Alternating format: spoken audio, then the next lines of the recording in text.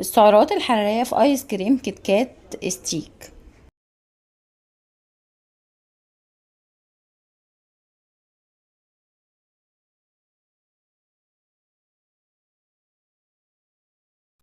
المعلومات الغذائية في آيس كريم كيت كات ستيك لقطعة 60 ملي. السعرات الحرارية 165 سعر حراري، بروتين 1.6 جرام، كربوهيدرات 15 جرام، دهون 11 جرام.